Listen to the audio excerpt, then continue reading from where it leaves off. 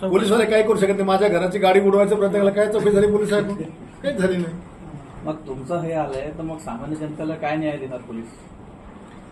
अरे पोलीस हा सारखं तर अकार्यक्षम डिपार्टमेंट भारतात म्हणजे आपल्या जे महाराष्ट्रात हे जगात कुठंच नसतं. पोलीस डिपार्टमेंट म्हणजे कोणताही शासनाने कायदा केला की यांचा एक हप्ता वाढला, गुटखा बंदी केली की यानं गुटखा तयारचा यांचा हप्ता वाढला, दारू बंद केली की यानं चालू करायची हप्ता वाढला. या राज्यातल्या पोलिसांनी देशातल्या पोलिसांनी जर इमानदारीने काम कधी केलं ना तर या जगातली सगळी गंदगी खतम होऊ शकते. यांनी फक्त प्रामाणिकपणे आपलं कर्तव्य सदर क्षणाखलनी करणं आहे एवढं फक्त यांनी चांगलं जर केलं ना तर सगळी गुन्हेगारी खतम होते.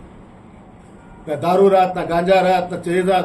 आता तुम्ही एक बातमी नाही पाहिली का टीव्हीवर? एक पोलीसवाला चोरांचा मास्टर निघला की नाही निघला? बुलढाण्यामध्ये 2 पोलीस कॉन्स्टेबल असे होते बुलढाण्यामध्ये शहरात सिटीला की त्यांची चोरांसोबत पार्टनरशिप होती. त्याला पकडायला गेले की हे पोलीस त्याला पहिलेच फोन करून द्यायचे आणि विशेष त्याच्या चोरीचा माल यांच्या घरात राहायचा. कोण होते? नाव नाही सांगितलं. यांनी कधी एखाद्या ठिकाणी रेड केली 50 लाख कधी पकडले हे 50,000 दाखवतात.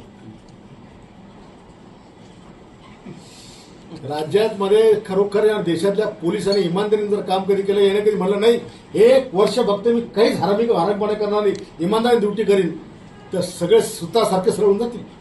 सुतासारखे.